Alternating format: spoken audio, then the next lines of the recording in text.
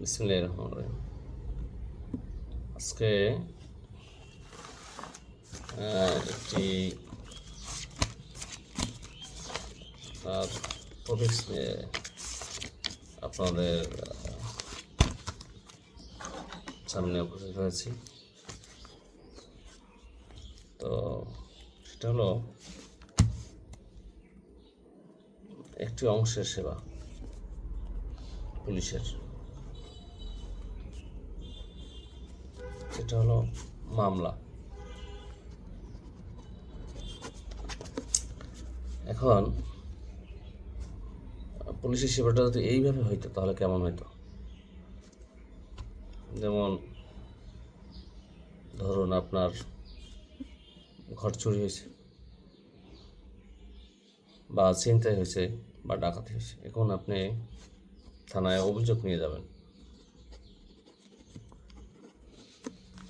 এখন থানায় অভিযোগ নিয়ে যাওয়ার ক্ষেত্রে আপনি তো লুজার, আর আপনি ক্ষতিগ্রস্ত হয়েছেন। এখন থানায় মামলা দিতে গেলে, জাহার দিতে গেলে যদি আপনাকে অঘোষিতভাবে মামলা দিতে টাকা দিতে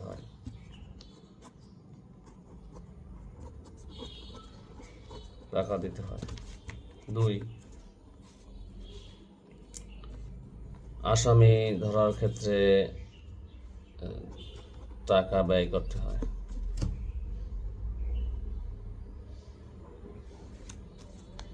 তিন, সামগ্রিক অন্যান্য ব্যয় বহন করতে হয়। তো সেক্ষেত্রে আপনি বাসা চুরি হয়েছে, ডাকাতি হয়েছে বা ছিনতাই হয়েছে, আপনি ক্ষতিগ্রস্ত হয়েছেন। এখন যদি সেই এজাহারটা দিতে গেলে আপনাকে টাকা দিতে হয় বা এজাহার না নিতে চায়, সেক্ষেত্রে আপনি যদি ধর্তব্য অপরাধ ঘটেও সেক্ষেত্রে আপনি আইনি আশ্রয় নিতে অনীহা প্রকাশ করবেন, যেটা আমার বাস্তবতা দেখা চলে। অনেকে আসে নারী নির্যাতনের ক্ষেত্রে, এরকম আর গরিব, সে খেতেই পারে না, তো সে মামলা দেবে কীভাবে? এই ব্যয় বহন করবে, আসামি ধরা হবে, ব্যয় বহন করবে কীভাবে? যদি সেবাটা এভাবে হতো, আপনার যে কোনো ধর্তব্য অপরাধের ক্ষেত্রে সংবাদ আসার সাথে সাথে সেটা এজাহার হিসেবে গণ্য হবে,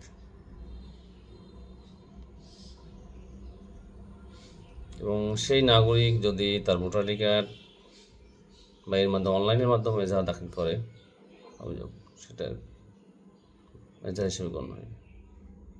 এবং সেই তদন্তের ক্ষেত্রে যদি টিম ওয়ার্ক কাজ করে, যে তদন্তকারী কর্মকর্তার তার একটা গাড়ি থাকবে, তার পর্যাপ্ত জ্বালানি থাকবে, খাতা কলমের জন্য তার জন্য বরাদ্দ থাকবে, এমনকি বাদীর আনুষঙ্গিক যে আসা যাওয়া যোগাযোগের ক্ষেত্রে যে খরচ, সেটাও সরকার বহন করবে, তাহলে পুলিশি সেবাটা কীরকম হতো?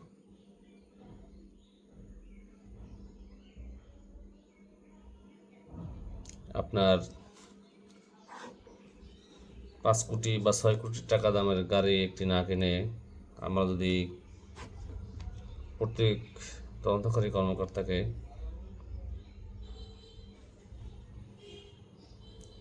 তাদের জ্বালানি এবং গাড়ি দিতে পারতাম, রাষ্ট্র দিত, তাহলে আপনি সেবাটা কীরকম পেতেন?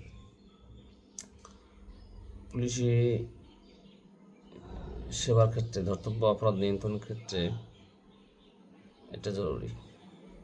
কারণ আমি যদি ক্ষতিগ্রস্ত হই, আবার আমি এজাহার দিতে গেলে আমার টাকা লাগে, টাকা তো আমার পকেটে নেই, তাহলে তো আমি দিব না, আইনি আশ্রয় নিব না। তাহলে অপরাধ যে করলো, এই অপরাধে যা একটা মৌন সাপোর্ট পেল, সামাজিকভাবে একটা সাপোর্ট, তাহলে সে কি, সে অপরাধ করতে উৎসাহিত হলো। আর যে অপরাধ সম্পর্কে সংবাদটা দিবে, সেও সংবাদেতে নিরুৎসাহিত হলো। তাহলে এই ক্ষেত্রে আমাদের পরিবর্তন দরকার কিনা, এটা অনেক মেধাবীরা আছেন, আমার সাথে উচ্চশিক্ষিত আছেন, তারা কি ভাবেন কিনা, এই 57 বছরে ভাবছেন কিনা, জনগণ ভাবছেন কিনা, সাধারণ নাগরিক ভাবছেন কিনা, সমাজ ভাবছেন কিনা? যদি এটা না ভেবে থাকেন, আপনি যতই ফাঁকা বলি দেন, শক্তিশালী পুলিশিং ব্যবস্থা, ইনসাফ পুলিশিং প্রতিষ্ঠিত না হলে আপনি কখনোই ভালো সার্ভিস পাবেন না। এবং পুলিশকে সৎ হতে হলে এবং তাকে ভালো সার্ভিস দিতে হলে তার যে ইনস্ট্রুমেন্ট দরকার, সাপোর্ট, সেটা প্রয়োজন। বাংলাদেশ সরকার পুলিশ থেকে অনেক আয় করে। আপনি দেখেন পুলিশ ক্লিয়ারেন্স থেকে যে আয়টা হয় অনেক।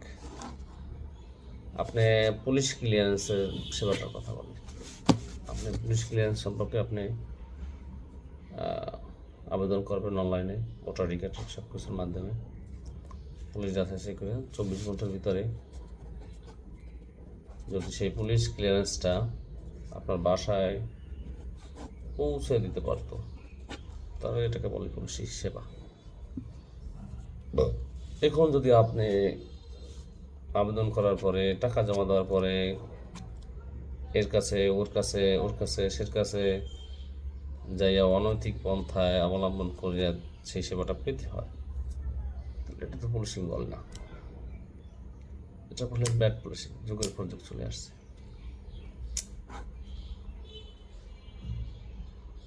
আপ টু ডেট সব কিছু ক্ষেত্রেই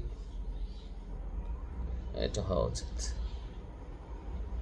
এবং মাঠ পর্যায় থেকে উচ্চ পর্যায় পর্যন্ত আপনার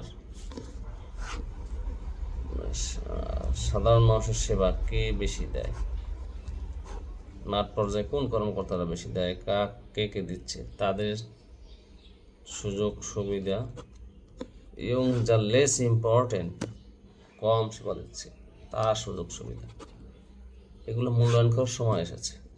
আপনারা এটা মূল্যায়ন করেন।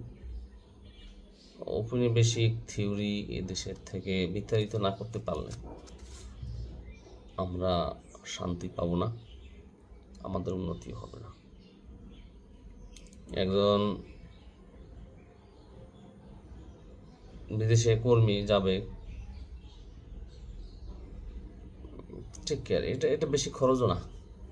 আপনি দেখেন রাষ্ট্রের কত বাজেট কোথাও পাচার হয় দেশের বাইরে। আজকে কি এই যে বিগত সরকার যারা পতন করছে তারা কি সেভ, এখন তাদের কর্মীরা সেভ? কত লক্ষ মানুষ খুন হয়েছে, কোথায় কি হচ্ছে? কারণ এই শক্তিশালী পুলিশিং ব্যবস্থা না থাকার কারণে এটা উপলব্ধি করতে হবে। নিরপেক্ষ পুলিশিং তৈরি করতে হবে। পুলিশের কোনো দল থাকবে না, রাজনৈতিক কোনোই থাকবে না। পুলিশ থাকবে নীতি এবং কাজ, নীতি এবং কাজ। নীতির উপর হবে তাদের মনোনয়ন এবং কাজের উপর, দুটো জিনিস। এটার দিকে যদি আমরা মনোনিবেশ না করতে পারি, আমরা জনসাধারণ যারা আছি তাদের এগিয়ে নিয়ে আসি, তাহলে আমাদের ব্যাকে পরিবর্তন হবে না, আমাদেরকে ব্যাকেই থেকে যেতে হবে।